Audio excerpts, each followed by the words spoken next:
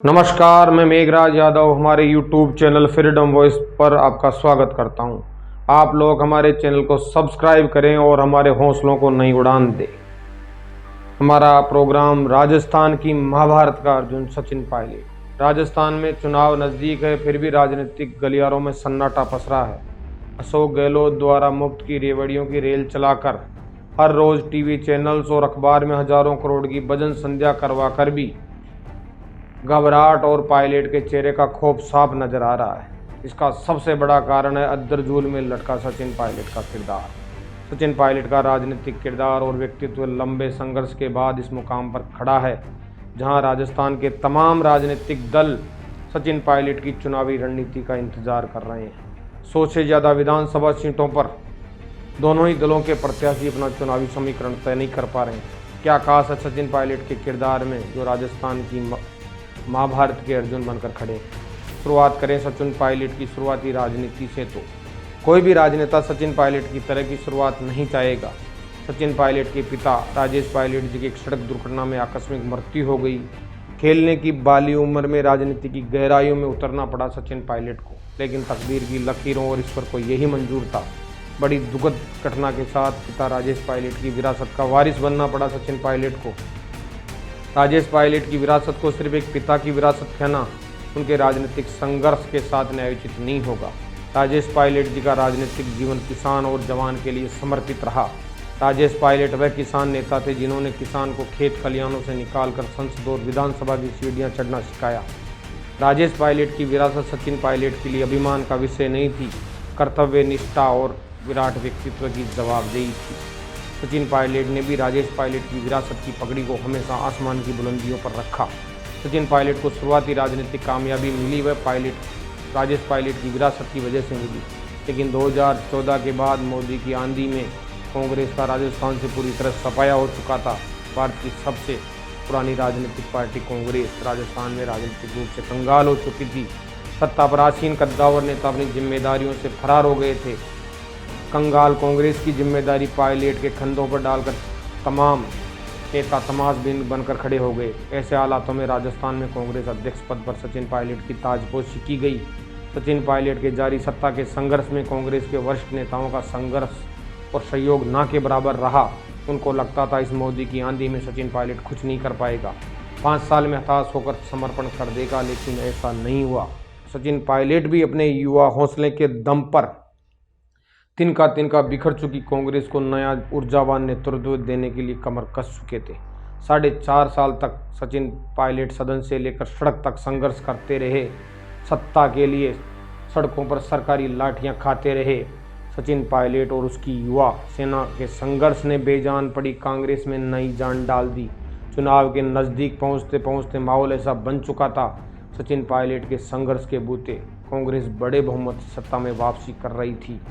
कांग्रेस के वरिष्ठ नेताओं को सत्ता वापसी की भनक लग चुकी थी। वो भी सचिन पायलट के इर्द गिर्द डेरा जमाने में व्यस्त हो गए थे।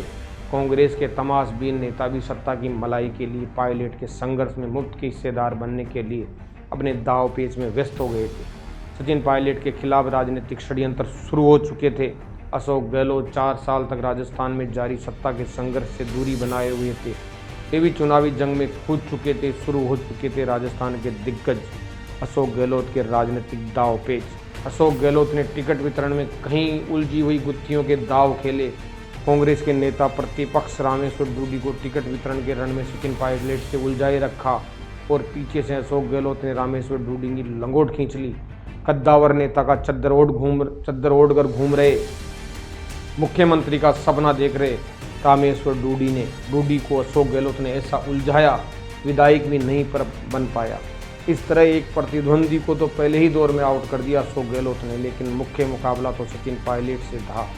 जहां पायलट युवाओं पर दाव लगा रहे थे, तो बुजुर्ग दिग्गज अशोक गहलोत अपने वफादारों और राजनीतिक रूप से मुखबधिर लोगों पर अपना दाव खेल रहे थे, ताकि मौका पड़ने पर अशोक गहलोत की खिलाफत करने का हौसला ना रहे इन लोगों में। सचिन पायलट संगठन के लिए पूर्ण रूप से समर्पित थे, लेकिन एक बुजुर्गों का दल कांग्रेस के संगठन से शतरंज खेलने में व्यस्त था। इस सत्ता के संघर्ष में जहां युवाओं के सेना नायक सचिन पायलट को हर मोड़ पर बाहुबली फिल्म के कटप्पा मिले, तो वहीं दूसरी ओर बुजुर्गों के मुखिया अशोक गहलोत को हर मोर्चे पर शांति धारीवाल, महेश जोशी, रामलाल जाट, लालचंद कटारिया और गोविंद सिंह डोटासरा जैसे वफादार मिले। इसी वजह से मुख्यमंत्री की कुर्सी की रेस में थोड़ा पायलट कमज़ोर पड़ गए। बुजुर्गों का मुखिया चाहता था कांग्रेस को किसी भी हालात में भारी भरकम मैंडेट नहीं मिले। अशोक गहलोत की रणनीति थी कांग्रेस मुख्य रूप से 100 सीटों के अंदर सिमटे और ज़्यादा से ज़्यादा अशोक गहलोत द्वारा प्रायोजित निर्दलीय प्रत्याशी चुनाव जीत कर आए। इसी रणनीति के तहत सचिन पायलट के युवा प्रत्याशियों के खिलाफ हर जगह अशोक गहलोत समर्थित निर्दलीय प्रत्याशी खड़े किए गए, जिसका फायदा चुनाव के बाद अशोक गहलोत को मिला भी। कुल मिलाकर ये कहा जा सकता है 2018 का विधानसभा चुनाव कांग्रेस ने सचिन पायलट के कंधों पर लड़ा और जीता भी। कांग्रेस सत्ता वापसी करने में कामयाब रही और मानो राजस्थान में सत्ता वापसी कांग्रेस को नया जीवन दान प्रदान कर रही थी। लेकिन अशोक गहलोत ने चुनाव से कुछ महीने पहले और चुनाव जीतने के बाद ऐसा चक्रव्यूह रचा जिस पायलट और उसकी युवा सेना ने तिनका तिनका बिखर चुकी, जमींदोज हो चुकी कांग्रेस के लिए जो राजनीतिक आशियाना तैयार किया था, उस आशियाने को अशोक गहलोत ने अपने दाव पे और छल कपट से हथिया लिया। सचिन पायलट को बदले में मिला क्या? पायलट और पायलट समर्थकों को अपने ही बनाए आशियाने में शरणार्थियों की भूमिका स्वीकार करनी पड़ी। अशोक गहलोत को बिना संघर्ष राजस्थान के सत्ता के सिंहासन की ताजपोशी मिली। अशोक गहलोत ने सभी ताकतवर और मालदार मंत्रालय या तो अपने पास रखे या अपने चहेतों को बांट दिए। सचिन पायलट के खेमे से बनने वाले सभी मंत्रियों को नाम मात्र के मंत्रालय दिए गए। पायलट खेमे से मंत्री बने भरतपुर के राजा विश्वेंद्र सिंह को मंदिर का घंटा थमा दिया, अर्थात देवस्थान विभाग दे दिया जिसमें करने को कुछ नहीं था। तमाम प्रशासनिक अधिकारियों के तबादले के अधिकार अशोक गहलोत ने अपने पास रख लिए। सचिन पायलट समर्थक विधायकों और मंत्रियों के कहने पर चपरासी तक का तबादला नहीं हो पा रहा था। साजिशपूर्ण तरीके से अशोक गहलोत द्वारा सचिन पायलट के अभिमान के साथ आत्मघात किया जाने लगा। सचिन पायलट ने इस दुर्व्यवहार के खिलाफ अपनी नाराजगी जाहिर की तो अशोक गहलोत ने उसे बगावत करार दे दिया और कार्रवाई के नाम पर सचिन पायलट समर्थकों को सत्ता और संगठन से बेदखल कर दिया गया। कांग्रेस के अध्यक्ष पद के साथ ही 2 और कांग्रेस की युवा इकाइयों के अध्यक्षों को बर्खास्त कर दिया गया, मुकेश बाकर और अभिमन्यु पूनिया। इस तरह पायलट की युवा सेना को मनोवैज्ञानिक और राजनीतिक रूप से तोड़ने का काम किया गया। दोबारा समझौते के नाम पर पायलट के लोगों को जगह तो दी, लेकिन आधे से ज़्यादा सचिन पायलट समर्थक पर्दे के पीछे अशोक गहलोत के दरबार में आत्मसमर्पण कर चुके थे। जो पहले दौर की सरकार के गठन में प्रताप सिंह खाचरियावास सचिन पायलट के खेमे से मंत्री बने थे, वह भी बगावत करके सचिन पायलट से अशोक गहलोत के कासम खास बन चुके थे। हालात मिला कुछ नहीं, हालात जस के तस बने रहे। अशोक गहलोत ने हर मौके पर ऐसे हालात बनाए पायलट को आसानी से गद्दार करार दिया जा सके। राजस्थान में जब भी राज्यसभा चुनाव हुए, अशोक गहलोत द्वारा प्रायोजित अशोक गहलोत के समर्थकों द्वारा ऐसा माहौल बनाया गया राज्यसभा चुनाव में पायलट का खेमा बगावत करेगा। जब जब भी राजस्थान में राज्यसभा चुनाव हुए, गहलोत समर्थित निर्दलीय विधायक राजेंद्र सिंह हुड्डा के नेतृत्व में बगावत का ऐलान करते। गहलोत साहब बाड़ाबंदी की नौटंकी करते और आला कमान को मैसेज करते, मुझे इनपुट्स मिले हैं सचिन पायलट के सभी विधायक कांग्रेस के खिलाफ राज्यसभा चुनाव में क्रॉस वोटिंग करेंगे। इस तरह का माहौल बनाकर सोनिया गांधी को रिपोर्ट पेश की जाती ताकि सचिन पायलट को आसानी से गद्दार बनाया जा सके। गद्दार शब्द का शोरगुल पिछले 4 सालों से कांग्रेस के सत्ता के गलियारों में गूंजता रहा, लेकिन आखिरकार गद्दारी किसके साथ हुई? जिस तरह कांग्रेस ने सचिन पायलट का युवा नेतृत्व दिखाकर राजस्थान की जनता का जनमत हड़पा और ताजपोशी अशोक गहलोत की कर दी, तो गद्दारी और विश्वासघात तो राजस्थान में परिवर्तन का उम्मीद लगाए राजस्थान की जनता की अपेक्षा से हुआ। राजस्थान की जनता के साथ छल कपट हुआ। जवान दूल्हे का चेहरा दिखाकर सत्ता की दुल्हन बूढ़े दूल्हे अशोक गहलोत को सौंप दी गई। पिछले 5 साल से पायलट के साथ ऐसा ही व्यवहार हो रहा है। सचिन पायलट ने अपनी युवा सेना के साथ सत्ता वापसी के लिए सड़कों पर 5 साल तक सरकारी लाठियां खाई। बदले में मिला क्या? गद्दारी की बदनामी मिलने चाहिए थी। सत्ता की ताजपोशी में मुख्यमंत्री की कुर्सी। पायलट के संघर्ष और करिश्माई नेतृत्व ने साबित किया विरासत का वारिस होना इच्छुक कुछ नहीं है। संघर्ष और लोगों का दिल जीतने से ही राजनीति में लंबे समय तक अपना वर्चस्व कायम रखा जा सकता है। पायलट के समानांतर हिंदुस्तान में दर्जनों विरासत के वारिस गुमनामी के गलियारों में गुम हो चुके हैं। सचिन पायलट के संघर्ष ने दर्शाया मेरा किरदार कुछ अलग हटकर है। राजस्थान में व्यक्तिगत तौर पर सबसे बड़े जनाधार वाले नेता हैं सचिन पायलट। 2018 का चुनाव तो कांग्रेस ने सचिन पायलट के बलबूते जीता, लेकिन 2023 में ऐसा माहौल बन चुका है पूरा चुनाव पायलट के किरदार के इर्द गिर्द सिमट कर रह गया है।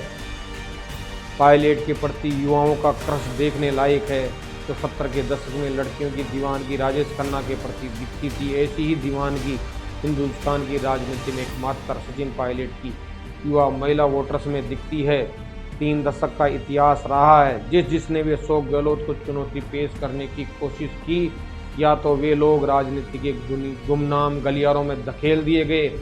जो साथी थे वह अशोक गहलोत के गुलाम बनकर राजनीतिक शरणार्थी की भूमिका में अपना जीवन गुजर बसर कर रहे हैं। मिर्दा, मदेरणा, ओला, सीपी जोशी, लंबी लिस्ट है। अशोक गहलोत ने अपने कूटनीतिक और राजनीतिक दाव पेचों से सबको पानी पिलाया। गहलोत के राजनीतिक जीवन में राजस्थान कांग्रेस में उसके सिंहासन को पहली बार करारी चुनौती मिली है। सचिन पायलट वहीं सीना ठोककर सामने खड़ा है। सचिन पायलट ना मंत्री है, ना किसी बड़े संगठनात्मक पद पर। इसके बावजूद दोनों राजनीतिक दल अपने पाले में लाने के लिए पुरजोर प्रयास कर रहे हैं। वर्तमान में राजस्थान के राजनीति के बाजार में ऐसा माहौल है जिस ओर सचिन पायलट का रुख जाएगा, वही पार्टी राजस्थान की चुनावी महाभारत की विजय गाथा लिखेगी।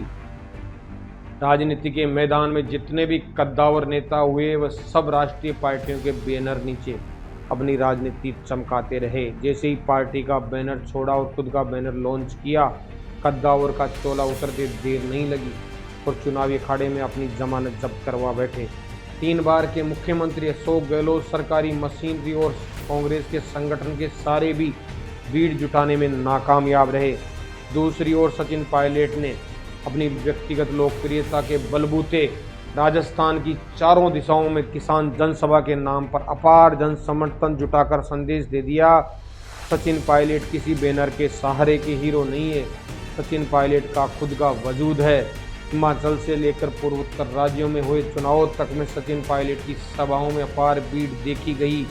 कुल मिलाकर ये कहा जा सकता है मोदी और योगी के बाद सचिन पायलट ही राजनीति के मैदान का वह योद्धा है जिसको सुनने और देखने के लिए लाखों की भीड़ स्वयं खींची चली आती है। 2023 विधानसभा चुनाव में जिस राजनीतिक दल की रथ की सवारी सचिन पायलट करेगा, वही दल इस चुनावी महाभारत की विजय गाथा लिखेगा।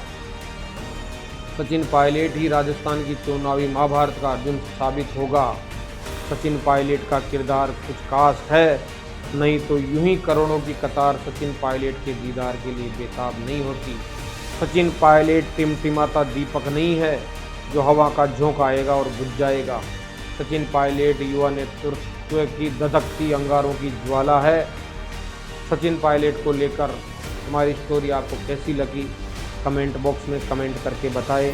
हमारे चैनल को सब्सक्राइब करें और हमारे हौसलों और हमारे विचारों को नई उड़ान प्रदान करें। जय हिंद, जय भारत।